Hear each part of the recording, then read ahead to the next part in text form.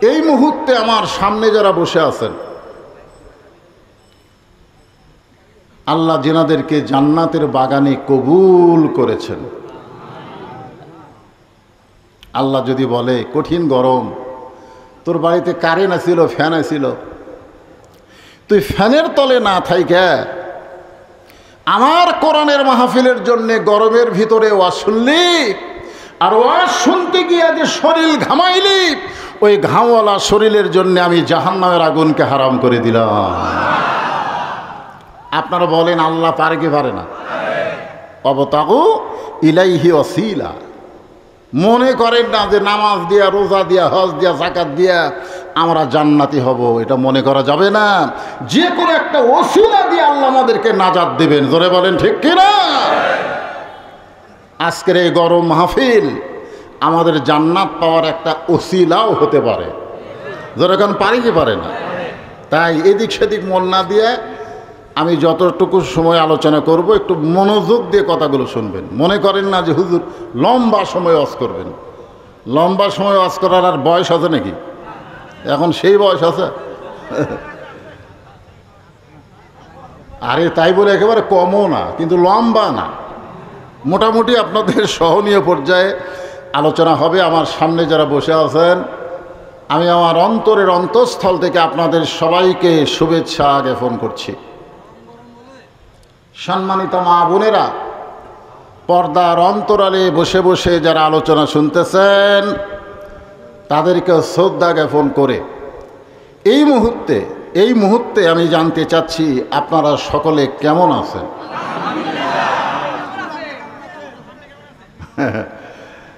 তার মানে বোঝা গেল আপনারা ওই দলের মানুষ নাই। বর্তমান আমাদের এলাকায় যারা ওই দল করে, এরা আর কথা কয় না, একেবারে মুখ বন্ধ করছে। হ্যাঁ, আপনার দূরে দেখছেন, দূরে যখন মুখ ভিতরে ঢুকায় সহজে কিন্তু বার করে না। জোরে কোন ঠিক কিনা? পিঠের উপরে কষা একটা লাত্তি মারলে ফুস করে মুখ বাড়ায়। জোরে কোন ঠিক কিনা? ওই দলের নাম হলো আওয়ামী লীগ। জোরে বলেন কি লীগ? আপনার ওই দলের লোক নাই বলেই তো বললেন আলহামদুলিল্লাহ। যদি থাকতেন ভাই, বর্তমানে আলহামদুলিল্লাহ বলার আর সুযোগ।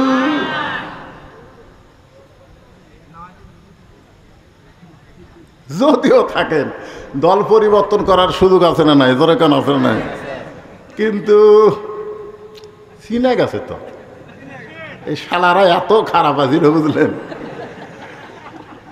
সিনা টান করে ঘুরেছে, রংবাজি, সন্ত্রাসী, চাঁদাবাজি করার কারণে জনগণ এদেরকে চিনা ফেলে দিছে। আল্লাহ তাআলা আমাদেরকে শারীরিক সুস্থতা দান করে মানসিক প্রশান্তির জন্য এই জান্নাতের বাগানে কবুল করেছেন। এ কারণে খুশি না বেজার? তাহলে খুশি হলে আরেকবার বলি আলহামদুলিল্লাহ। আমাদেরকে আল্লাহ তাআলা ভাগ্য গুণে এমন একজন জাতির পিতা দান করেছেন। আল্লাহ কোরআনে বলেন, মিল্লাতা আবিকুম ইব্রাহিম হুয়া সাম্মাকুমুল মুসলিমিন। খুশি না বেজার? হ্যাঁ, যিনি আমাদের নাম রেখেছে মুসলমান। জন্মসূত্রে আমরা মুসলমানের ঘরে জন্ম নিয়ে আজকের এই মুসলমান হিসেবে পরিচয় দেওয়ার পারতেছি, এ কারণে কি কম খুশি?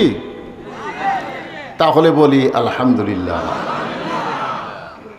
আল্লাহ তাআলা শুধু মুসলমানের ঘরে কবুল করে নাই, আমাদেরকে বিশ্ব নবী, জরিকন কি নবী? যখন বলবো আমার নেতা, তোমার নেতা, সকলে বলবেন বিশ্ব নবী মোস্তফা। আমার নেতা, তোমার নেতা, বিশ্ব নবীর চরিত্র ফুলের চাইতেও কয়া লাগবে। হ্যাঁ, যেই বলো বিশ্বনবীর চরিত্র আপনার ফুলের চাইতেও পবিত্র, বিশ্বনবীর চরিত্র আমরা সেই নবীর উম্মত। যেই নবী, এই যে আমার রফিকুল ইসলাম খান ভাই বলল সাইয়েদে না, আমাদের নেতা। নেতা তোমরা যেই নেতার পিছনে ঘুরঘুর করছে, 1 মিনিটের মধ্যে 37 বার আপা আপা করে, তোমাকেও বিপদে ফেলে দিয়ে পুলে গেছে। তোরে কোন কথা ঠিক না? আর আমাদের নেতা লাইলাতুল মেরাজে জান্নাতের ভিতরে ঢুকেছেন। ফেরেশতা জিবরাইল বললেন, ইয়া রাসূলুল্লাহ, আপনি যদি ইচ্ছা করেন তাহলে জান্নাত থেকে বের না হলে আল্লাহ আপনাকে বার করে দিবার পারবে না। কারণ আল্লাহ কোরআনে বলেছেন, সালামুন আলাইকুম তিবতুম ফাদখুলুহা খালিদিন। কেউ যদি একবার জান্নাতে প্রবেশ করে, সে যদি ইচ্ছা না করে আল্লাহ তাকে জান্নাত থেকে বের করে দিবার পারবে না। কি কষ্টের দুনিয়া! এই বছরে আপনার চাচা মারা গেছে, আপনার খাদিজা মারা গেছে, তাইফের ময়দানে গিয়ে আপনি রক্তাক্ত হলেন, আপনি জান্নাতের মধ্যে ঢুকছেন আর বাড়ান না। সঙ্গে সঙ্গে আমাদের নেতা নবী বললেন, জিবরাইল, আল্লাহ যদি আমাকে জান্নাতে থাকার জন্য ঢুকতে বলতো আমি ঢুকতামই না, আমি শুধু জান্নাত দেখার জন্য ঢুকছি। আমার উম্মতের জন্য, যারা আমাকে নেতা নবী হিসাবে মেনে নিয়েছে, তাদের জন্য আল্লাহ কেমন জান্নাত বানাইছে এটা দেখার জন্য ঢুকছি, থাকার জন্য না। আমি সেই দিন জান্নাতে থাকার নিয়তে ঢুকবো যেদিন আমার সমস্ত উম্মতকে আল্লাহ জান্নাত দিয়ে দিবে।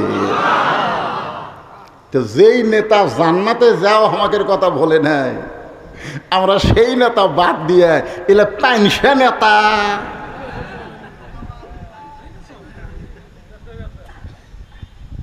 আল্লাহ আল্লাহ আমাদেরকে সেই নেতার উম্মত হিসেবে কবুল করেছেন। খুশি না বেজার?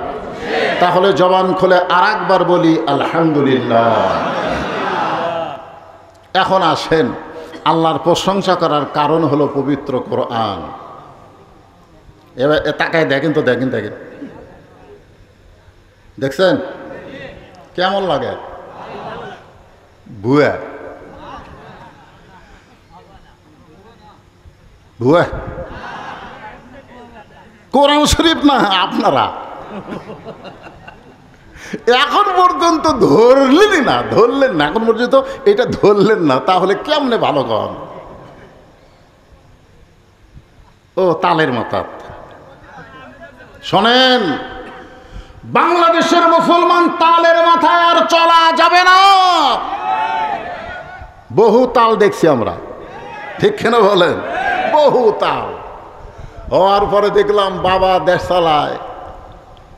বাবা 75 সালে সাইজ করে এক ভাই এসে দেশ নিল। জোরে কোন কথা ঠিক কিনা?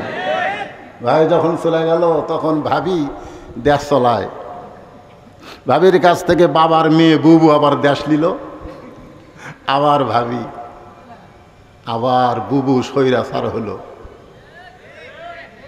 অনেক দেখেছি, আর দেখতে চাই না। এখন দেখতে চাই আল্লাহর কোরআনের বাংলাদেশ। জোরে বলেন কথা ঠিক কিনা?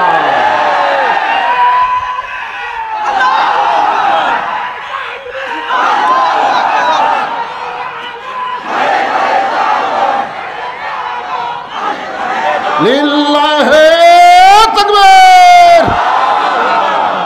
এই যে আপনাকে কিছু লোক এটা ইচ্ছা করে না, ভুল। আল কোরআনের আলো ঘরে ঘরে জ্বলো। না না না, ঘরে ঘরে এলে ভুয়া ভুয়া ভুয়া। ঘরে ঘরে কি? এই যে একজন কয় সংসদে ওয়াসা কোম্পানি একটা ট্যাঙ্কি বানাচ্ছে, ট্যাঙ্কি। সেই ট্যাঙ্কির গাঁত লেখা আছে 2 কোটি লিটার। 5-6টা ডিপ টিউবওয়েল দিয়ে পানি তোলে ট্যাঙ্কির। ওই ট্যাঙ্কির পানি গোটা ঢাকার সমস্ত বাসায় সাপ্লাই হয় পাইপের মাধ্যমে। একদিন গভীর রাত্রে ট্যাঙ্কির ছাপনি খুলে 2টা মরা মোষ ট্যাঙ্কির মধ্যে ঢুকে দিছে। ওই মোষ আস্তে আস্তে ফুলে গলে পানির সঙ্গে মিশ্রণ হয়ে প্রত্যেকটা বাসায় পাইপ দিয়ে পানি চলে যাচ্ছে, আর বাসার লোকেরা ট্যাপ থেকে পানি গিলাসে নিয়ে বলতেছে ওয়াসাকাহুম রব্বুহুম শারাবান তাহুরা। আপনারা বলেন তো পানি পাক না না পাক? কেন না পাক? আপনি তো কোরআন পড়তেছেন আর পান করতেছেন। তাহলে বুঝতে পারছেন যে ঘরের মধ্যে কোরআন পড়ে পানি পান করলে পানি পাক হবে না। যেখান থেকে পানি আসতেছে আমার বাসায় সেই টাঙ্কি পবিত্র করা লাগবে। ধরে গান কথা ঢুকছে না, সেই টাঙ্কির নাম হলো সংসদ। এই জন্য স্লোগান যা আছে আছে, আগে অ্যাঙ্গেলে মার হচ্ছে, এখন আর অ্যাঙ্গেলে নেই, এখন একটা প্যান্ডেলই মার হবে। ধরে গান কথা ঠিক না? হ্যাঁ, প্যান্ডেলে যে বলো আল কোরআনের আলো, আপনারা সকলে বলবেন সংসদে জালো। আল কোরআনের আলো, কোরআন হাদিস যেখানে, দুনিয়ার মুসলমান হওয়ার দিবে না, হওয়ার দিবে না।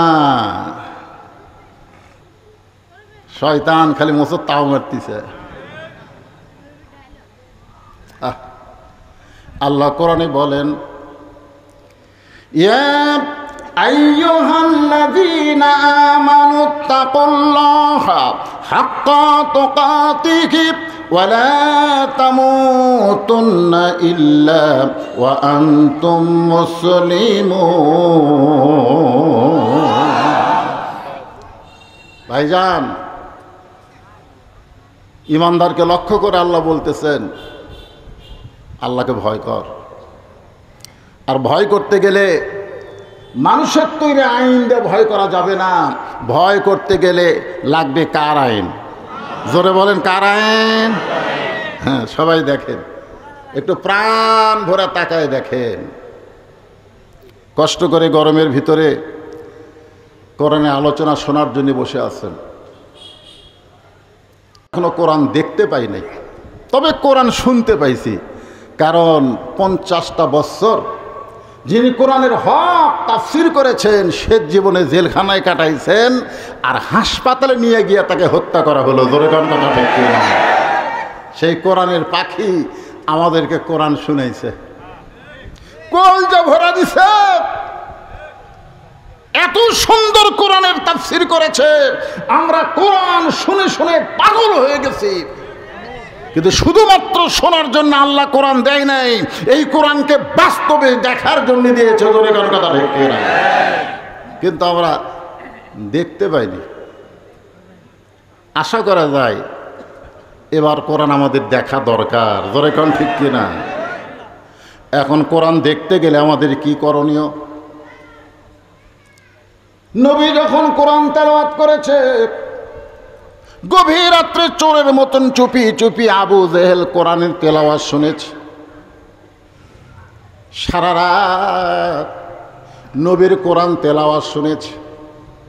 সকালবেলায় গিয়া আবু জেহেল তার সভাসদ বর্গে বলতেছে, এত সুন্দর কোরআনের বাণী, রাতটা কোন দিক দিয়ে গেল আমি বুঝবারই পারিনি। সুবহানাল্লাহ হবেন না?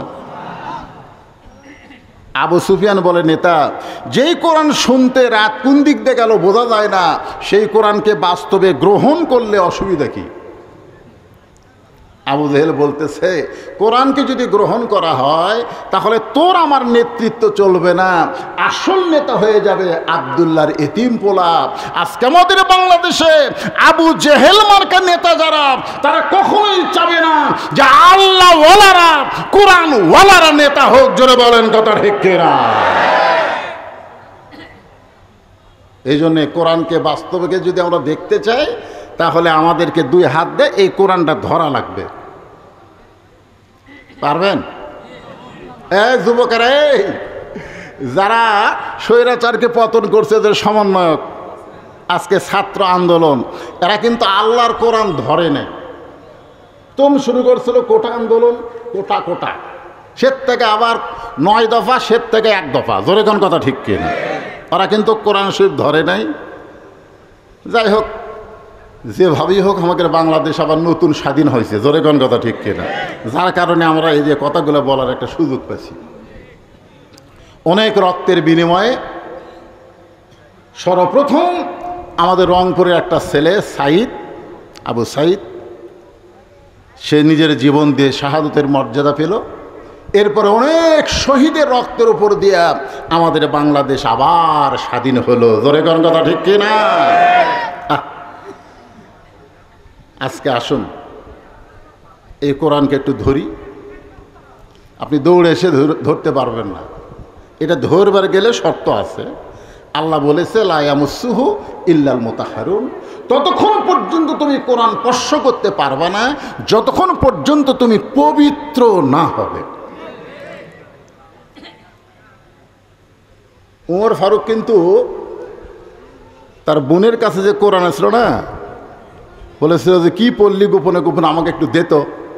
তখন বোন বলল, ভাই এটা ধরবার গেলে পবিত্র হওয়া ছাড়া ধরার উপায় নেই। ওমর ফারুক চিন্তা করলেন, যেই কোরআনের আয়াত ধরবার গেলে পবিত্র হওয়া লাগে সেই কোরআনটাই কি নিজের চোখে একটু দেখা দরকার। ধরে কোন কথা ঠিক কিনা? যার ওপর কোরআন নাজিল হয়েছে তাকে দেখতে গেছে। নবীকে হত্যা করবার চাইছিল, তখন কিন্তু নবী দেখতে আর যায়নি, নবীকে হত্যা করার নিয়তে তরবারি হাতে নিয়েছিল। এবার নবীর কাছে গিয়ে নবীর দিকে তাকায় দেখে, এইটা তো আমার মতো মানুষ না। সুবহানাল্লাহ না?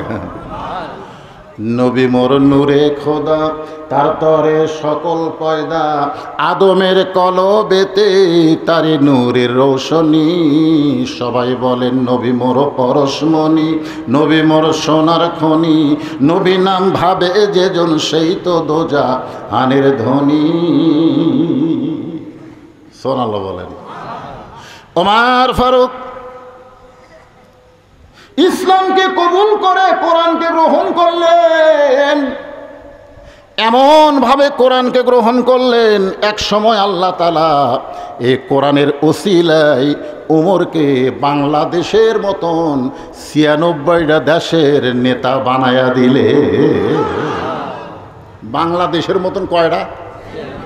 ৯৬টা দেশের নেতা বানাই দিলেন। শুধু কোরআন দেখবার যায়া উমরকে আল্লাহ নেতা করে দিলেন। ধরে কোন সুবহানাল্লাহ। মসজিদের মেম্বরে বসে ওমর ফারুকের মন বলতেছে, ওমর তুই অর্ধ পৃথিবীর খলিফা। এটা কিন্তু মুখ বলেনি, মন মন। ওমর ফারুক কয়, কে রে? আমি অর্ধ পৃথিবীর খলিফা? নফস। সাথে সাথে দুই হাত, ডান হাত ডান গালে, বাম হাত বাম গালে চড় মারে। এমন সময় ওসমান গনি এসে সামনে দাঁড়ায় বলে, আমির আল মুমিনিন, আপনি কি পাগল হয়ে গেলেন? নিজের গালে নিজে চড় মারেন, কারণ কি? ওমর ফারুক বলে, ওসমান আমার মন আমাকে বলতেছে আমি অর্ধ পৃথিবীর খলিফা হয়েছি। ওসমান বলে, ঠিকই তো কইছে, মন তো আপনার ঠিকই কইছে, মন তো ভুল কয় নাই, এতে আবার নিজের গালে চড়ান খেন। ওমর ফারুক বলে, ওসমান আজকে মন বলতেছে অর্ধ পৃথিবীর খলিফা, কিন্তু আমার ঈমান বলতেছে আমার অতীতের খবর কি? ওসমান গনি বলে, আমির আল মুমিনিন, আপনার অতীতের কি খবর? ওমর ফারুক বলে, আমি একটা রাখাল ছিলাম, খালার বাড়িতে রাখালি করতাম। ছাগল নিয়ে যখন সন্ধ্যে আসতাম, আমার খালা আমার চুল ধরে বলতো, ওমর কয়টা ছাগল নিয়ে গেলে, কয়টা ফেরত আনলে? আমি গুনার দিকে ৩-৪টা কম। আমি আবার দৌড় দিতাম, ছাগলগুলো কুড়ে নিয়ে এসে যখন খালারে দিতাম, খালা আমার কান ধরে বলতো, ওমর যেই ভুল আজকে করেছো, এই ভুল যদি আগামীকাল করো, তোমার রাখালির চাকরি আমি ক্যান্সেল করে দিব। আমি তখন খালার পা ধরে বলতাম, খালা আমার রাখালির চাকরি ক্যান্সেল করে দিলে আমি থাকবো কোথায়, খাবো কি?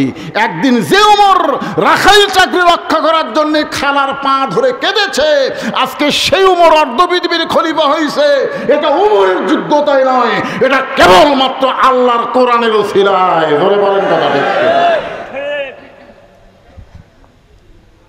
ভাই রে, এটা সেই কোরআন। খালি গরিব গুরুবার ছেলেদের মাথায় কোরআনের পাগড়ি, আমরা হাফিজি পাগড়ি মাথায় পরাই দিলাম। আজকে মহিলা মাদ্রাসা খুঁজলে দেখেন, এলাকার মধ্যে ধনীর মেয়ে এই মাদ্রাসায় ভর্তি হয়নি। আমাদের মতন গরিবগুলা সব কোরআন ধরছে, আর ধনীগুলা সব ভার্সিটিতে গেছে, এখন আমরা গরিবগুলো যদি কোরআন থেকে হক কথা মসজিদের মেম্বারে বলবার চাই, ওই ধনী ঘুষখোর খালি এরকম গুজরে ওঠে, সুদখোর এরকম জোরে জোরে কাশে। ঠিক কিনা বলেন? কোরআনকে শুধু গরিবের জন্যই না, সবার জন্যে। হযরত ওমর অর্ধ পৃথিবীর খলিফা হইয়া নিজের চোখে আল্লাহর কোরআনকে দেখার জন্যে তিনি ছদ্মবেশে ঘুরতেছেন। আমার মা বোনেরা যারা পর্দার অন্তরালে আর মহিলা মাদ্রাসাকে টার্গেট করে আমি আপনাদের সামনে কথাগুলো বলতেছি। ওমর ফারুক ছদ্মবেশে মদিনার অলি গলি যখন ঘুরতেছে, এমন সময় দেখতে পাই দুই পাহাড়ের মাঝখানে একটা সুন্দরী মেয়ে ধীর গতিতে হেঁটে হেঁটে আসতেছে। মেয়েটার সামনেও কোনো মানুষ নাই, পিছনেও কোনো মানুষ নাই। ওমর ফারুক মেয়েটার দিকে তাকায় বলতেছে, আলহামদুলিল্লাহ, আল্লাহ তোমার দুনিয়ায় এত সুন্দরী একটা মেয়ে। হয়তো আপনারা বলবেন, হুজুর ওমর ফারুক একটা মেয়ের দিকে তাকায়া এত সুন্দরী মেয়ে বলে আলহামদুলিল্লাহ বলল, এটা কি ইসলামে জায়েজ নাকি? ওমর ফারুক কিন্তু মেয়েটার চেহারা দেখে নাই, মেয়েটার আপাত মস্তক আল্লাহর আইন পর্দা। আল্লাহর ইসলাম বলে যে মেয়ে দেখতে যদিও কালো হয়, যদি মেয়েটা দেখতে খাটো হয়, আর আল্লাহর কোরআনের পর্দা যদি মেনে চলে, আল্লাহর ইসলাম কেবলমাত্র তাদেরকেই সুন্দরী মেয়ে বলে। এখন আপনাদের এলাকায় সুন্দরী মেয়ে বলতে আপনারা কি বুঝতেছেন? হ্যাঁ, পরিমণি, পরিমণি কলেজ ভার্সিটির মেয়েরাই সুন্দরী নাকি? মহিলা মাদ্রাসার মেয়েরা কি? হ্যাঁ জোরে বলেন। মেয়েটা যদি দেখতে কালো হয়, খাটো হয়, এরপরও আল্লাহর কোরআনের পর্দা যদি মেনে চলে, আল্লাহর ইসলাম কেবলমাত্র তাদেরকেই সুন্দরী বলে। বেপর্দা নারী যারা বিশ্ব বেহায়া তারা, আর পর্দানিশী নারী যারা বিশ্ব সুন্দরী তারা। ধরে কোন কথা ঠিক কিনা? ওমর ফারুক মেয়েটার নিকটে গিয়া, মা মাগো, এই নির্জন পথে তুমি একা একা চলতেছ, তোমার সামনেও মানুষ নাই, পিছনেও মানুষ নাই, তোমার অন্তরে কি কোনো ভয় ডর লাগতেছে না? মেয়েটা পর্দার ভিতর থেকে বলে, পথিক তুমি কি হযরত উমরকে চিনো? জোরে কান সুবহানাল্লাহ। মেয়েটা কাকে বলতেছে? উমরকে বলতেছে, পথিক তুমি কি হযরত উমরকে চিনো? যেদিন ওমর ফারুক আল্লাহর কোরআন দিয়ে রাষ্ট্র চালায়, সেদিন থেকে একজন মহিলা পৃথিবীর এক প্রান্ত থেকে আর এক প্রান্তে যাবে, তার কলিজায় আল্লাহ ছাড়া অন্য কারো ভয় থাকবে না। আল্লাহর কোরআন দিয়ে যেদিন বাংলাদেশ চলবে, সেই দিন একজন মেয়ে বাংলাদেশের এই প্রান্ত থেকে ওই প্রান্ত পর্যন্ত যাবে, ওই মেয়েটার কলিজায় আল্লাহ ছাড়া অন্য কারো ভয় থাকবে না। কারণ কোরআনের কারণে আল্লাহ তাকে পুরাপুরি নিরাপত্তা দিয়ে দিবে। মেয়েটা বলতেছে, পথিক তুমি কি হযরত ওমরকে চিনো? হ্যাঁ, যদি চিনতে তাহলে এরকম বেসাইজা কথা বলতে না। যেদিন থেকে ওমর আল্লাহর কোরআন দিয়ে রাষ্ট্র চালায়, সেদিন থেকে পৃথিবীর এক প্রান্ত থেকে আর এক প্রান্তে একটা মহিলা যাবে, তার কলিজায় কার ভয়? জোরে বলেন, কার ভয়? আর আমাকে কলিজায় এখানে যারা আপনারা বসে আছেন, এখন আর ভয় নেই। আগে আপনাকে উল্লাপাড়া যদি ওয়াজ করতে আসতাম, আমার বউ আমাকে আগেই বলতো, দেখে শোনা ওয়াজ করবে, দেখে শোনা ওয়াজ করবে। কি দেখবো রে? দেখবেন আশেপাশে পুলিশের গাড়ি আছে কিনা, র্যাবের গাড়ি আছে কিনা, বর্তমান সরকারের কোনো ক্যাডার আছে কিনা, ক্যাডার। তা আমরা আগে এরকম দেখতাম। যদি দেখি যে কিছু আছে, তখন ওরা তেল তেলা মেরে দিতাম, তেল তেলা। ইমান যদি থাকতো তাহলে আমরা এভাবে দেখতাম না, আমরা এইভাবে দেখতাম। জোরে কোন কথা ঠিক কিনা? আমরা দেখতাম কি আছে? আল্লাহ যদি থাকে, এলা চামচা করে খাওয়া আছে। পুলিশ ধরার ভয় করছে, কিন্তু বেলকুচিতে কাউসারি ভাইকে আজরাইলি ধরছে। জোরে কোন কথা ঠিক কিনা? আমার কয়, ভাই রে, এমন একটা পরিবেশ হলো ভাই, চিন্তা করে ওয়াজ করা লাগে, পুলিশ যেন না ধরে। ওই দিন কাউসারি ভাই আজরাইল ধরবি, আর মনই নেই। আমরা দুই ভাই কিন্তু একই থানা তো আছে, ওই বেলকুচি থানাত কাউসারি ভাইয়ের ওয়াজ, আমার ওয়াজ। আমাকে বললো, ভাই ওয়াজ শেষ, আপনার যদি আগে হয় তাহলে আমার জন্য দেরি করবেন, আর আমার যদি আগে হয় আপনার জন্য দেরি করব। আমরা কড্ডার মোড় পার হয়ে এরা দুধ একেবারে গরম করে চা দেয়, আমরা দুই ভাই একসাথে খাবো। দুই ধরনের অন্তর, কিন্তু পুলিশ ধরার ভয়। ধরে কেন কি ধরার ভয়? ওয়াজ শেষ করার পরে আমি চিন্তা করলাম কাউসারি ভাইকে কল দে, ও তো কল দিচ্ছে না, তার মানে ওয়াজ শেষ হয়নি। আমি যখন কল করলাম, ওর সাথী ধরে বলতেছে, হুজুর কিছুক্ষণ আগেই কাউসারি সাহেব এনায়েতপুর হাসপাতালে মারা গেছে। কে ধরছে, পুলিশ না আজরাইল? কথা বলেন। পুলিশ ধরার চিন্তায় হক কথা গোপন করেছি। আল্লাহ কয় পুলিশ ধরার আগেই তোকে আজরাইল ধরতে পারে। ধরে কোন কথা ঠিক করে? এখানে যত মানুষ আমরা আছি, আমাদের সবাইকেই কিন্তু আজরাইল ধরবে। ধরে কোন কি করবে? ছাড়বে নাকি? ছাড়বে? মিশে মায়ায় বন্দি থাইকা করলাম কত খেলা, পশ্চিমে তাকিয়া দেখো তোমার জীবনের ডুইবা গেছে বেলা। ওমার চোখের পানি বের করে বললেন, মা তোমার অন্তরে শুধুমাত্র আল্লাহর ভয়, কোরআনের আইন চলার কারণে, কিন্তু তুমি যেভাবে চলতেছ আমার মনে হয় তোমার ভিতরে কোনো দুঃখ লুকে আছে, কারণ তোমার চলাটা অত্যন্ত ধীরগতি। বলো তো মেয়ে, তোমার ভিতরে কোনো দুঃখ আছে নাকি? মেয়েটা বলে, পথিক রে, আমি আসলেই একজন দুঃখী নারী। আজকে 6 দিন হলে হযরত ওমরকে খুঁজে বেড়াই। আমি আসলেই একজন দুঃখী নারী, আজকে 6 দিন হলে আমি হযরত ওমরকে খুঁজতেছি। সুবহানাল্লাহ। কয়দিন?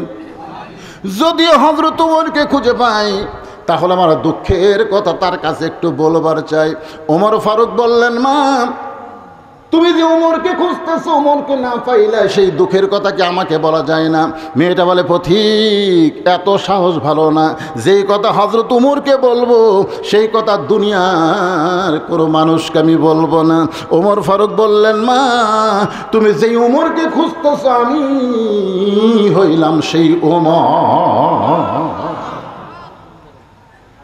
মেয়েটা ছোট বাচ্চার মতন কান্দের বলে, ইয়া আমিরুল মুমিনিন, আপনি যদি সেই উমর হন তাহলে চোরের মতন একা একা কেন ঘুরতেছেন? আপনার কি কোনো স্যামসা নেই? ধরে কোন কি নাই? চোরের মতন একা একা কেন ঘুরতেছেন? আপনার কি পুলিশ নেই, র্যাব নেই? সঙ্গে সঙ্গে হযরত ওমর ফারুক কোরআন থেকে তেলাওয়াত করলেন, ইন্নামাল মুমিনুনা আল্লাযীনা ইযা যুকিরাল্লাহু ওয়াসিলাত কুলুবুহুম ওয়া ইযা তুলিয়াত আলাইহিম আয়াতুহু যাদাতুহুম ঈমানাও ওয়া আলা রাব্বিহিম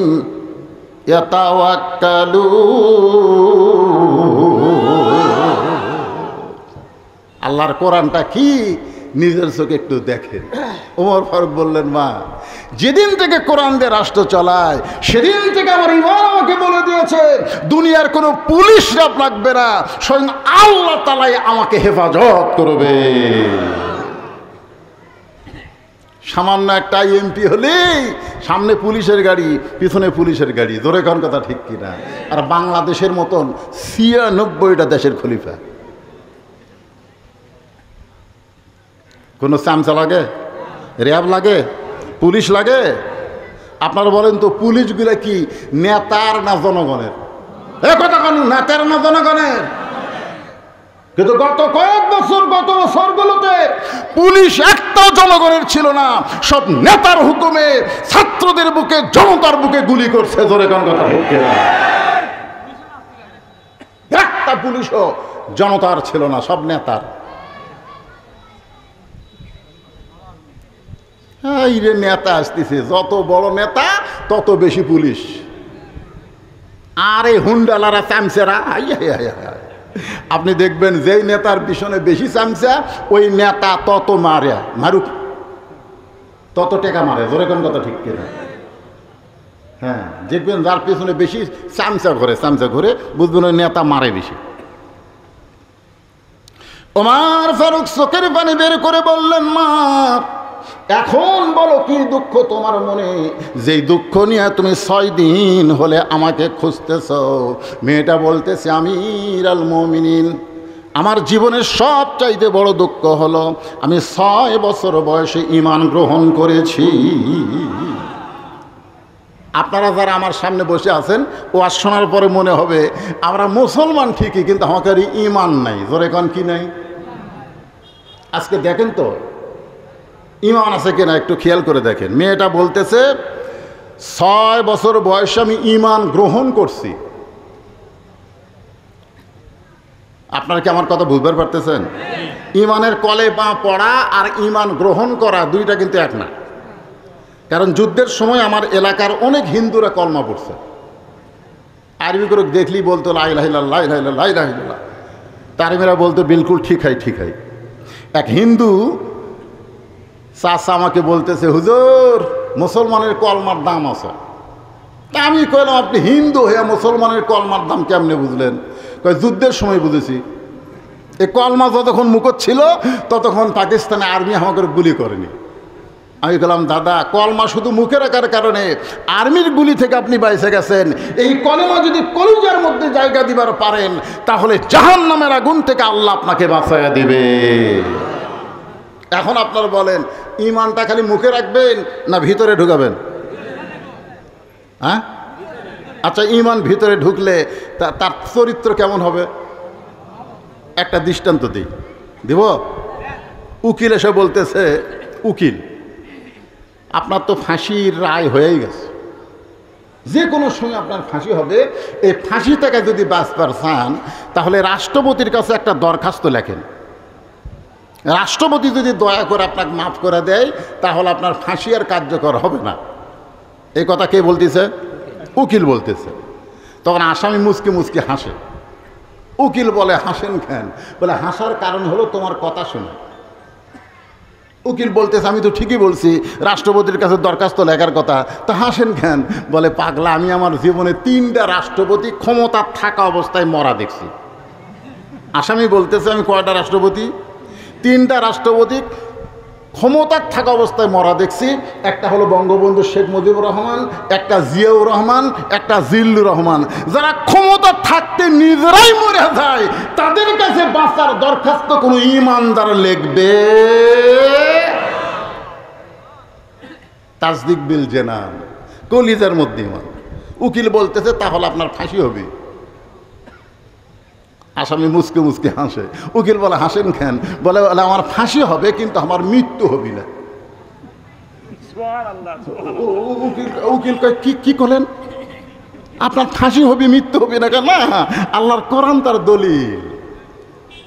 আল্লাহ কোরআনে বলেন, ওয়ালা তাকুলু লিমান ইয়াকতালু ফি সাবিলিল্লাহি আমওয়াতুন বাল আহইয়াউ ওয়ালাকিন লা তাশউরুন। জল্লাদ শাহজাহান বলেছে, জামাত ইসলামের যত নেতাকে ফাঁসির মঞ্চে নিয়ে যাওয়া হয়েছে, একজন নেতার চোখে পানি দেখি নাই, বরং সবার মনে আনন্দ, সবার মনে আনন্দ। কারণ ফাঁসির দড়ি বরণ করতেছে, জান্নাতের দরজা আল্লাহ তাদের জন্য খুলে ধরেছে। কি মনে করতেছেন? ফাঁসি হবে কিন্তু মৃত্যু? এ কথা কার? আল্লাহর কোরআন যারা দেখেছে এই বিশ্বাস তাদের কলিজায়। কোরআনের দল করবেন, আপনি মরে যাবেন। আল্লাহর রাসূল বলতেছে, মান সাল্লাল্লাহু তাআলা আশ-শাহাদাতা বিসিদকিন বাল্লাগাহুল্লাহু মানাজিরা শুহাদা ওয়া মাতা আলা ফিরাশিহি, রাওয়াহুল বুখারী কিতাবুল মাগাজি। জোরে কোন সুবহানাল্লাহ। এই কোরআনের বিজয়ের আন্দোলন যারা করে বাংলার জমিনে, এই আন্দোলন করতে গিয়ে জেল খাটে, জুলুমের শিকার হয়, যদি ওই লোকটা নিজের বিছনায় মৃত্যুবরণ করে, আল্লাহ রাসূল বলেছে হাসরের ময়দানে আল্লাহ তাকে ইসলামে আন্দোলন করার কারণে, কোরআন বিজয় আন্দোলন করার কারণে আল্লাহ হাসরের ময়দানে তাকে শহীদদের কাতারে দাঁড় করায়া দেবে।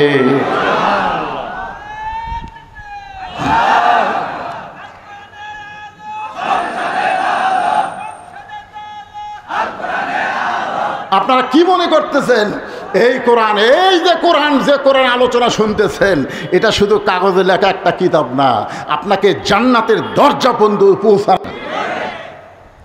ভাইজান, এই যে মহিলা মাদ্রাসা, আমি এখানে ঢোকার পরই চিন্তা করলাম এলাকার মানুষ এত চালাক, রাবেয়া বশির বানাচ্ছে। জোরেখান ঠিক কিনা? একটা পর্দানিশী, একটা মহিলা মাদ্রাসায় যে মেয়ে তৈরি হবে সে হবে পর্দানিশী, সে মেয়ে হবে উম্মুল খয়ের ফাতেমা। উম্মুল খয়ের ফাতেমার পেট থেকে যে সন্তান হবে তার নাম হবে আব্দুল কাদের জিলানি। কথা কন না কেন? মাদ্রাসায় ভর্তি হয়েছে 4 বছরে। ওস্তাদ কয় আব্দুল কাদের, তোর মা তোর হাফেজ বানাবার এখন কায়দা হাতে দিয়ে কয় আমার সঙ্গে বল আলিফ। আব্দুল কাদের কয় লাম মিম যালিকাল কিতাবুল লা রাইবা ফিহি হুদাল লিল মুত্তাকিন আল্লাযীনা ইউমিনুনা বিল গায়বি ওয়া ইউকিমুনাস সালাত ওয়া মিম্মা রাযাকনাহুম ইউনফিকুন। ওস্তাদ মারছে দৌড়। কে রে, এতদিন ধরে আমি আলিফ বা তা সা কই, আর এক আলিফ কতি লাম কয় শুরু করছে, তার মানে এই তো মানুষের বাচ্চা না, এই দিন পেতির হবি। ওস্তাদই ভয়ের ঠেলা দৌড়। অন্য ছাত্র শিক্ষক বলে হুজুর দৌড়ান কেন? কয় জীবনে যেটা দেখিনি আজকে সেটা শুনতেছি। সবাই ঘিরে ধরছে, 4 বছরের বাচ্চা আব্দুল কাদের খালি ঝুঁকতেছে। অজিলাত কুলুবুহুম। যারা কোরআন পড়ে, আপনি মেয়ে মাদ্রাসায় আসেন বা ছেলে মাদ্রাসায় যান, দেখবেন ওদের মধ্যে একটা ঝোঁক আছে না নাই? জোরেখান আছে না নাই? একজন ওস্তাদ গিয়ে কোরআন শরীফ এরকম নিয়ে মেলে ধরছে, আব্দুল কাদের পড়তেছে আয়াতের পর আয়াত, ওস্তাদ দেখতেছে। যেই মাত্র 18 পারা কোরআন তেলাওয়াত শেষ, আব্দুল কাদের অটোমেটিক ব্রেক। আর কেন পারে না? ওস্তাদ বলে জানবার যদি চাও তাহলে আব্দুল কাদেরের মায়ের কাছে যাও। কেউ বলেনি যে বাপের কাছে যাও, কারণ সন্তান ভালো মন্দ এটা বাপের কারণে হয় না মায়ের কারণে হয়? কথা কন না কেন? ওই যে ঘুরতিছে, ওদের বেড়াচ্ছে, ওর পিছনে কারণ আছে। ওই যে ঘুরতিছে কোরআনের মাহফিল বাদ দিয়ে, খোঁজলে দেখেন ওই যখন মায়ের পেটতা ছিল, মা পেটত দিয়ে গোটা পাড়া ঘুরিছে, ওই পেটের মধ্যেই ঘরুনি ব্যারাম পাচ্ছে। জোরে কোন কথা ঠিক কিনা? হ্যাঁ, কি মন খারাপ করতেছে? কারণ সন্তান ভালো না মন্দ এটা যাচাই করবার গেলে মায়ের কাছে যাইতে হবে, বাবার কাছে যাওয়ার কোনো দরকার নাই। কারণ বাবা আনন্দে মাতিয়া সাগরে ভাসাইয়া সেই যে চইলা যায় খবর লয় না। মাজন ধরিয়া উদহরে কতই যতন করে, 10 মাস পরে পায় প্রসবের বেদনা। ইমাম গাজ্জালী রহমতুল্লাহ আলাইহি বলেন, সন্তান যখন মায়ের পেটে জন্ম নেয় সঙ্গে সঙ্গে আল্লাহ মায়ের মাসিক ব্যারাম বন্ধ করে দেয়। প্রতি মাসে 3 দিন 5 দিন 7 দিন যে একটা ব্যারাম হতো, রক্ত বের হতো, নামাজ পড়া যাইতো না, রোজা করা যাইতো না, বাচ্চা আসার সঙ্গে সঙ্গে ওই ব্যারামটা আল্লাহ বন্ধ করে দেয়। বন্ধ করে দেওয়ার কারণে হলো ওই সন্তান পেটে আসার পর মার যেন কোনো ইবাদত নষ্ট না হয়। কারণ মায়ের ইবাদত শুধু মায়ের না, মায়ের ইবাদতে আল্লাহ সন্তানকেও বড় করে দেয়। সন্তান যখন পেটে বাচ্চা নিয়ে রুকুর থেকে সেজদা যায়, ওই বাচ্চা পেটের মধ্যে একটা চাপ খায়। ফেরেশতারা বলে, মাবুদ তোমার বান্দি রুকুর থেকে সেজদাত গেল, পেটের মধ্যে বাচ্চা দিয়ে চাপা কষ্ট পাইল।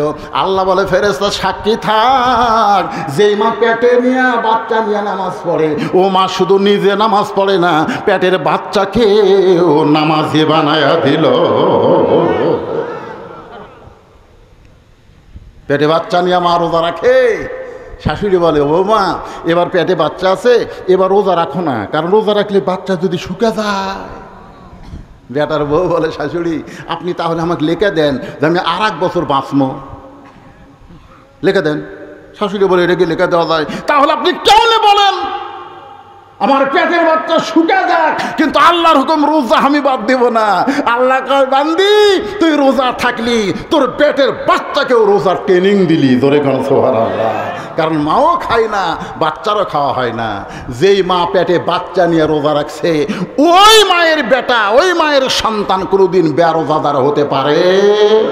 আজকে যেই শালারা রোজা থাকে না, খুঁজলে দেখবেন উনি যখন পেটতে ছিল ওর মাও থাকে না। হ্যাঁ, কারণ সন্তান ভালো হয়।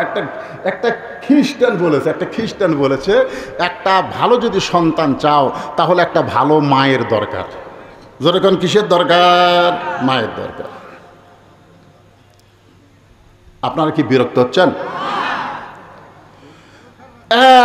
দেখতে আইছে সবাই, দেখি মাও আব্দুল কাদের কান্দত করে নিয়ে উম্মুল খায়ের ফাতেমা জানলাতে দেখে কেরি গতকালই ভর্তি করে দিলাম, ছেলে কোরআনে হাফেজ বানাবো। হুজুর আমার আব্দুল কাদের কি বেয়াদবি করছে? বলে বেয়াদবি একটাই, আলিফ কয়নি, লাম মিম কয়ে 18 পারা কোরআন শুনালো। আব্দুল কাদেরের মা কান্দের, বলে আল্লাহ শপথ করে বলতেছি আমি জানি না। আমার আব্দুল কাদের যে আপনার 18 পারা কোরআন শরীফ শুনাইছে, আল্লাহ শপথ করে বলতেছে আমি জানি না।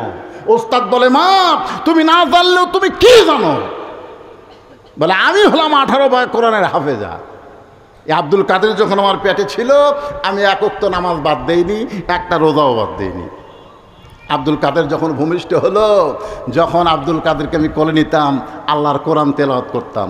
আব্দুল কাদের যখন কাঁদতো, আমি বাবু তো আর কান্না থামাইনি, আল্লাহর কোরআন তেলাওয়াত করে করে ওর কান্না থামাইছি। আব্দুল কাদের যখন আমার স্তনের দুগ্ধ পান করত, আমি তখন কোরআন তেলাওয়াত করতাম, ও আমার স্তনের দুগ্ধ পান করত। আব্দুল কাদের যখন রাত্রিবেলা বিছনায় ঘুমাতে যাইতো, আমি এক পারা কোরআন না শোনাইলে আমার আব্দুল কাদের কোনোদিন ঘুমাইতো না। আমার মনে হয় এই 4 বছর আমার 18 পারা কোরআন বহুবার আব্দুল কাদেরকে শুনাইছি, আর শুনতে শুনতে আমার বাচ্চাটা হয়তো মুখস্থ করে ফেলেছে। সমস্ত ওস্তাদ বলতেছে মা যদি ভালো হয় সন্তান আল্লাহর ওলি হয়। তাহলে এখানে যে মহিলা মাদ্রাসা বানাইছেন, আপনারা আল্লাহর ওলির ফ্যাক্টরি বানাচ্ছেন। যেরকম কথা ঠিক কিনা? লিল্লাহি তাকবীর। 7 জন মা, ছোট্ট বাচ্চারা 7 জন মহিলা কই, আমরা কই মা কই, আর খালাই কই, কোরআনের হাফেজা হয়ে গেছে। কি কথা, 7 জন, আলহামদুলিল্লাহ। তাদেরকে বোরকা দেওয়া হবে। ছেলে হলে এখানে মাথার পাগড়ি ফুরা দিতাম, কিন্তু এরা মেয়ে তো, এই জন্য এদেরকে বোরকা দেওয়া হবে। আমি ওয়াজের শেষের দিকে দিয়ে দেবো ইনশাল্লাহ। ওই হবে এখানে নিবে, এটাকে এখনই দিবেন না? আপনার ওই মোনাজাতের আগে আপনার মাধ্যমে হবে। এই মাদ্রাসার জন্য কোনো টাকা টুকার দরকার নেই। হ্যাঁ, উন্নয়ন করবে। তো আমি সেই কথা তো বুঝতে পারছি যে এই যে আল্লাহর ওলিগের ফ্যাক্টরি মহিলা মাদ্রাসা, এই ফ্যাক্টরি এখানে কিয়ামত পর্যন্ত জারি থাক। আপনারা কি চান? তাহলে কোন জায়গায় গিয়ে আপনাদের রাখছি? মেয়েটা বলতেছে আমিরুল মুমিনিন 6 বছর বয়সে আমি ঈমানকে গ্রহণ করেছি। আপনাদের মনে আছে না? নাই নাই। কারণ ঈমানের কলেমা পড়া আর ঈমানকে গ্রহণ করা দুইটা কিন্তু এক না। বর্তমানে বাংলাদেশে আমরা ঈমানের কলেমা পড়েছি কিন্তু ঈমানকে গ্রহণ করে নাই। রাসূল বলেছেন ঈমানকে গ্রহণ করলে 3 ভাবে গ্রহণ করা লাগবে। ইকরার বিল লিসান, তাসদিক বিল জিনান, আমল বিল আরকান। এরই নাম হলো ঈমান। জবানে বলতে হবে লা ইলাহা ইল্লাল্লাহ, কলিজার মধ্যে ঈমানের জায়গা দেওয়া লাগবে, আমলের মাধ্যমে ঈমানকে গ্রহণ করা লাগবে। আজকে দেখেন ঈমান গ্রহণ করার পরে সবচাইতে দামি আমল, আপনারা বলেন ভাইজান, ঈমান গ্রহণ করার পরে সবচাইতে দামি আমলের নাম কি? এ কথা কয় না কেন? ঈমানের পরে সবচাইতে দামি আমল হলো নামাজ। দামি আমল হলো নামাজ। স্বাধীনতার পর থেকে এ পর্যন্ত যত সরকার বাংলাদেশের ক্ষমতায় আইছে তারা কোরআন নিয়ে আসে নাই, তারা মানুষের আইন নিয়ে আসার কারণে আমাদের বাংলাদেশের মুসলমানের উপরে নামাজের কোনো আইন পাশ করতে পারেনি। জোরে গণ কথা ঠিক কিনা? অথচ আল্লাহ কোরআনই বলেছেন আল্লাযীনা ইম্মাক্কান্নাহুম ফিল আরদ, মুসলমানের মধ্যে কাউকে যখন ক্ষমতার চেয়ার দেওয়া হবে, ক্ষমতার মালিক তো মানুষ না, ক্ষমতার মালিককে কিন্তু কাউকে যখন ক্ষমতার চেয়ার দেওয়া হবে তার 1 নম্বর দায়িত্ব হলো পদ্মা সেতু নির্মাণ করা, 1 নম্বর দায়িত্ব হলো রাস্তার উপর ফ্লাইওভার করে দেওয়া, 1 নম্বর দায়িত্ব হলো ট্যানেল করা। এগুলো 1 নম্বর দায়িত্ব না, 1 নম্বর দায়িত্ব হলো আকামুস সালাত, নামাজ কায়েম করা। আমাদের বাংলাদেশে গত সরকার অনেকগুলো মসজিদ বানাচ্ছে, জোরে কোন কথা ঠিক কিনা, কথা কন না কেন? আপনাকে রে উল্লাপাড়ায় মসজিদ নাই? এই একটা মসজিদ সরকার বানা দেয়নি? কি মসজিদ? মডেল মসজিদ। আপনারা বলেন তো, মডেল মসজিদে যখন আজান দেয়, আজান দেওয়ার সময় মুসলমানেরা কি বেড়া থাকে না মসজিদের মধ্যে যায়? কথা হয় না, মসজিদ যায়। আপনারা বলেন তো, সবচাইতে বড় সন্ত্রাসী কারা? সবচাইতে বড় সন্ত্রাসী হলো আজান দেওয়ার পরে মুসলমান দাবি করে নামাজ পড়ে না, এরাই হলো সবচাইতে বড় সন্ত্রাসী। জোরে কোন কথা ঠিক কিনা? এই যে কোরআন দেখবেন না, কোরআন যদি বাংলাদেশে দেখতে চান, কোরআনের সমাজ যখন চালু হবে আমাদের বাংলাদেশে, তখন 1 নম্বর আনে হবে নামাজ কায়েমের বিল পাস হবে। জোরে কোন কথা ঠিক কিনা? যদি সরকার আইন করে দেয় মডেল মসজিদে আজান হবে, আজান দেওয়ার পরে যে ছেলেরা বাইরে ঘুরবি একে পাশার কাপড় তুলে 5টা করে বাড়ি, কয়টা করে বাড়ি? আচ্ছা, এই আইন যদি সরকার করে তাহলে আপনারা বলেন যে ছেলেগুলা কি বাইরে ঘুরবে? অন্তত পিটন খাওয়ার ভয়ে মসজিদের মধ্যে ঢুকবে। যেই মসজিদের মধ্যে ঢুকবে আল্লাহ বলতেছে আল্লাহুম্মা আফতাহলি আবওয়াবা রাহমাতিক, তুই যখন পিটন খাওয়ার ভয়ে আমার ঘরে ঢুকলি আমি তোকে রহমতের কোলে উঠাইয়া নিলাম। আর আপনি যখন রহমতের কোলে উঠলেন তখন দায়িত্ব কি হলো? ইন্নাস সালাতা তানহানিল ফাহশাই ওয়াল মুনকার। একমাত্র নামাজই পারে মানুষকে যাবতীয় খারাপি থেকে বাঁচাই দিতে। আজকে বাংলাদেশে যারা টাকা পাচার করছে, যারা আজকে বাংলাদেশে হাজার হাজার কোটি টাকা বাংলাদেশ থেকে বিদেশে পাচার করছে, এই শালারা কি নামাজি? ফাওয়াইলুল লিল মুসাল্লিন, নামাজি হলেও ফাওয়াইলুল। বোঝেন না? বোঝেন? আপনাকে এলাকায় মসজিদ দোতলা আছে না নাই? এই কথা এখন আছে না নাই? আপনারা বলেন তো, সত্যি করে বলেন, দোতলা মসজিদ কি 5 ওয়াক্ত নামাজের জন্যে না জুম্মার নামাজের জন্যে?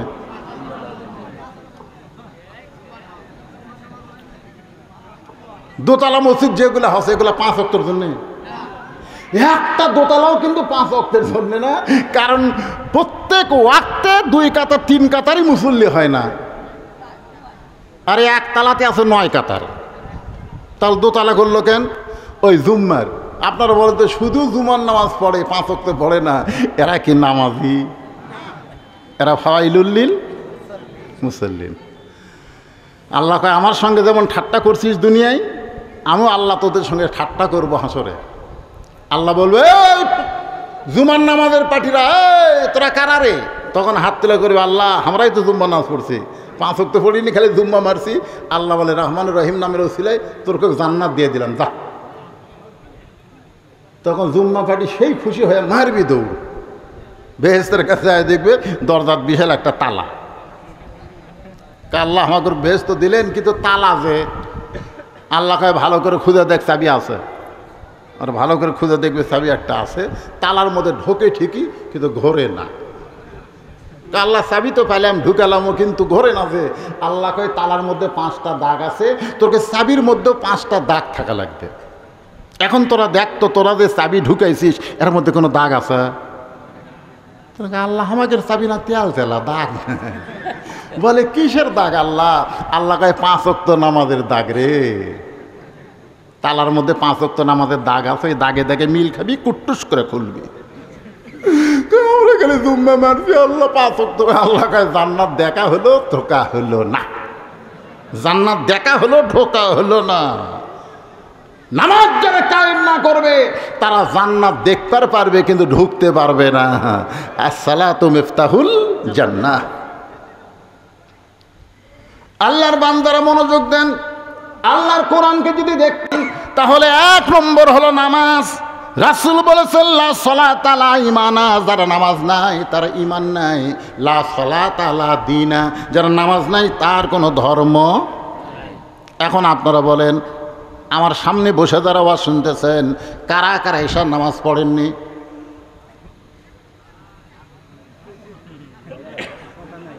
না, মনে মনে চিন্তা করে দেখেন তো কারা কারা পড়েননি। এই যারা যারা এশার নামাজ পড়েননি তারা যদি ফজর আগে মরে যান, মনে করেন আপনি এশার নামাজ পড়লেন না, ফজর আগে মরে গেলেন, আমাদের মতন কত হুজুর আপনার জানাজাত গেলে আপনি জান্নাতত যাবেন। যেই ব্যক্তি এশার নামাজ জামাত আদায় করেছে, ফজরের নামাজ পড়ার আগে তার যদি মৃত্যু হয়, সে একটা মানুষ যদি তার জানাজায় না যায়, এশার নামাজের কারণে আল্লাহ তাকে জান্নাত দিয়ে দিবে। আর যেই বেটা এশা পড়েনি, ফজর না পড়ার নিয়তে শুইছে, আর গভীর রাত্রে হার্ট ফেল করে মারা গেছে, 1-1 কোটি মানুষ ওর জান্নাত দোয়া করলেও ও জান্নাত পাবে না, কারণ নামাজ বাদ দেওয়ার কারণে সে কাফের হয়ে মারা গেছে। জোরে কোন কথা ঠিক কি? বাইনাল আবদি ওয়াল কুফরি তরকুস সালাত, বান্দার কাফেরে পৃথক করা জিনিসটার নামই হলো নামাজ। এখন আল্লাহর কোরআনকে দেখতে গেলে, এই কোরআনকে যদি আমরা গ্রহণ করি, ঈমান গ্রহণ করার ব্যাপারে 1 নম্বর আমলের নাম হলো নামাজ। যেরকম 1 নম্বর আমলের নাম কি? এখন আপনারা কারা কারা ফজরের নামাজ পড়বেন না? হাত তোলেন। এই দিকে কথা কে কয় রে? কারা কারা ফজরের নামাজ পড়বেন না দিকে হাত তোলেন তো দিকে। তার মানে সবাই পড়বেন ইনশাআল্লাহ।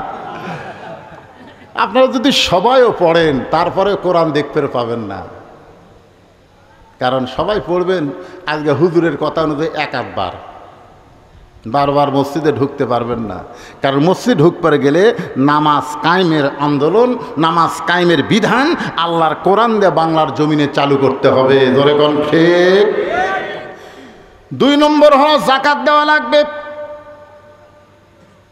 যার উপর নামাজ ফরজ, সে যদি সামর্থ্যবান মানুষ হয়, তার উপর আল্লাহ যাকাত ফরজ করেছে 100 টাকায় 2.5 টাকা। জোরে বলেন কয় টাকা?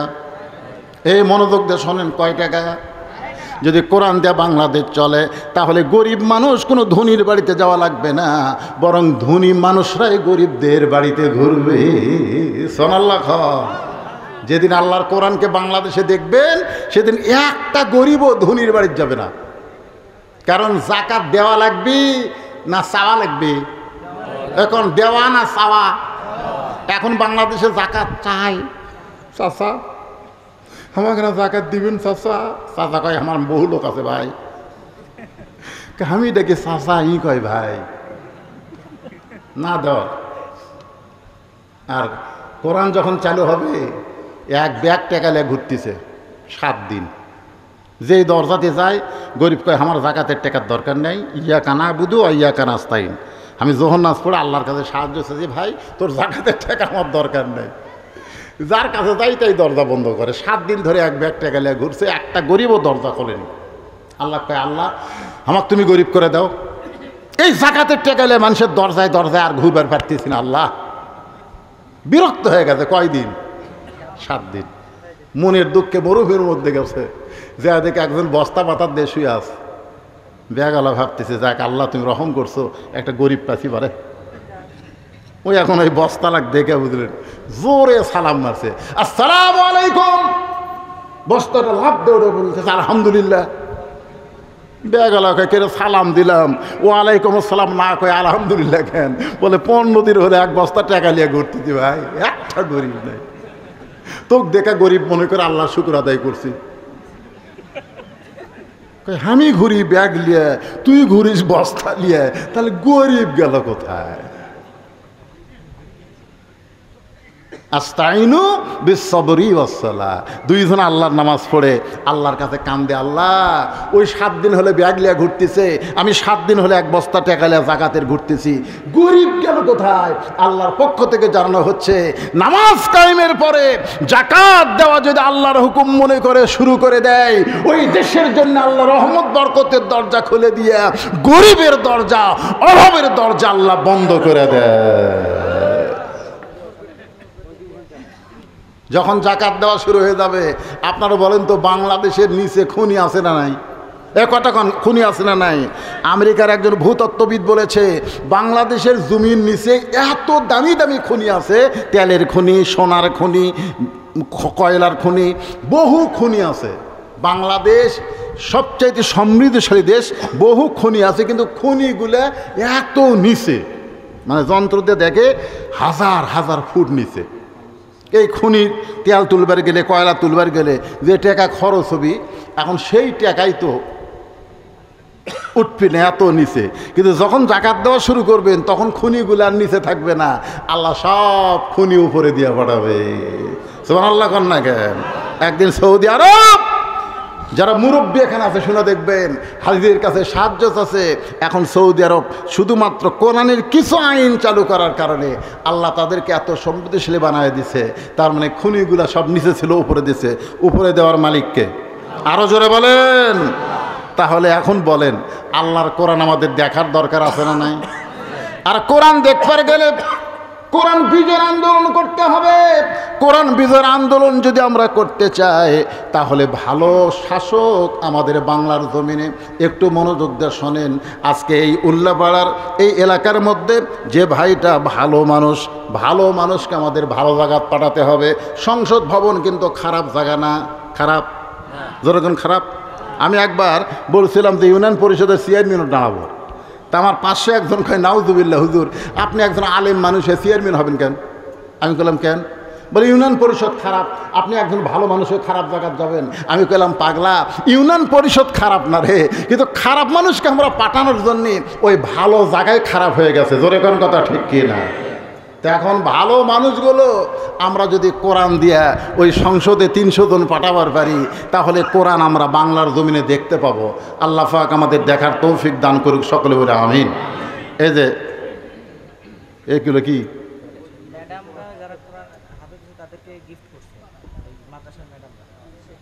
আচ্ছা আচ্ছা, আর আপনারা কি গিফট করতেছেন? বোরকা একজন কার নাম বলেন।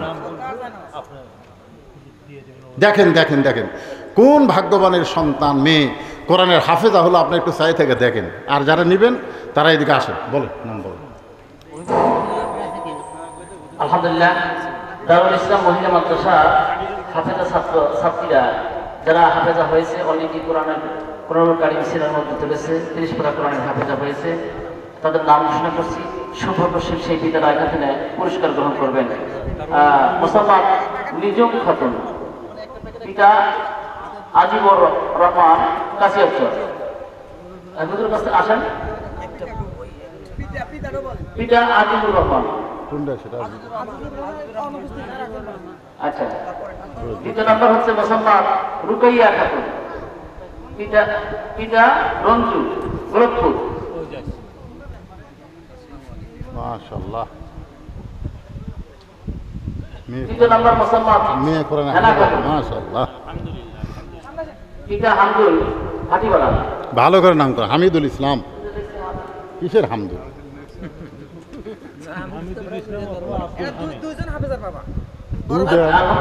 কমিটিকে অনুরোধ করতেছে আমাকে 10টার আগেই টেজে দেবেন ইনশাআল্লাহ, কারণ গরম তো, খুব গরম। আমাকে তাও ফ্যানের বাতাস দিচ্ছে, আর আপনাকে তার বাতাস নেই, বুঝতে পারতেছে। এই বাতাসের মধ্যেও গোটা শরীর ঘামতেছে, অনেক গরম আজকে। এই গরমের মধ্যে আল্লাহ কোরআন থেকে কিছু আলোচনা বক্তা এবং শ্রোতা সবাইকে শোনার তৌফিক দিয়েছে। আল্লাহ এই মোতাবেক আমল করার তৌফিক দান করুক, সকলে বলে আমিন। আস্তাগফিরুল্লাহ আল্লাযী লা ইলাহা ইল্লা হুয়াল হাইয়ুল কাইয়্যুম ওয়া আতুবু ইলাইহি।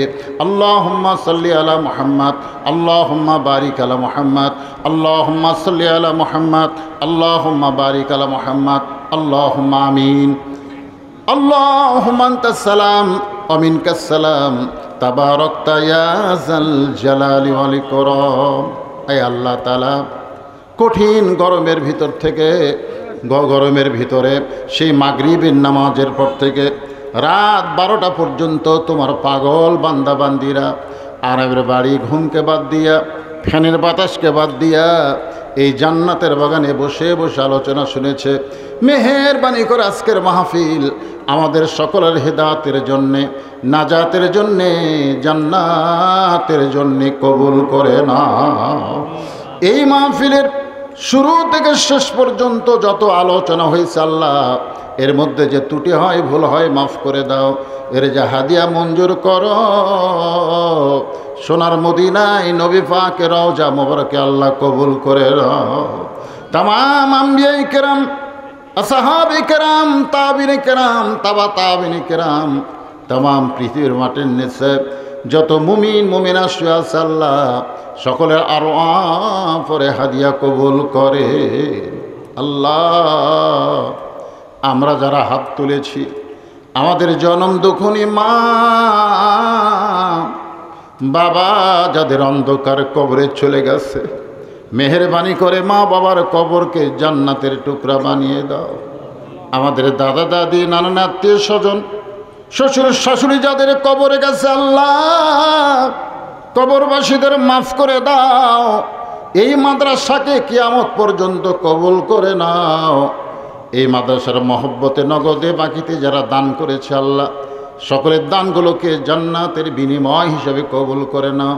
এই মাদ্রাসার পরিচালক, মাদ্রাসার ওস্তাদ, মাদ্রাসার তালেবে ইলম যে 7 জন কোরআন হাফেজা হয়েছে আল্লাহ, তাদের সকলকে রাবিয়া বসরে ফাতেমার সঙ্গে কবুল করে নাও।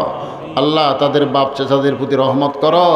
অত্র এলাকার সমস্ত মানুষদেরকে মাদ্রাসার মহব্বত একজন আশেক বানায় দাও। তাদের সন্তানগুলোকে, মেয়েগুলোকে যেন মাদ্রাসায় পড়াতে পারে সেই ইমানি জজবা দান করে দাও আল্লাহ। মাদ্রাসার সভাপতি, সেক্রেটারি, কেশিয়ার, মাদ্রাসার যারা মহিব্বিন আল্লাহ, সকলকে কবুল করে নাও। আজকের মাহফিলে সম্মানিত সভাপতি কবুল করো, সহসভাপতি কবুল করো, প্রধান অতিথি, বিশেষ অতিথিদের আল্লাহ কবুল করো, আলেম ওলামাদের কবুল করো।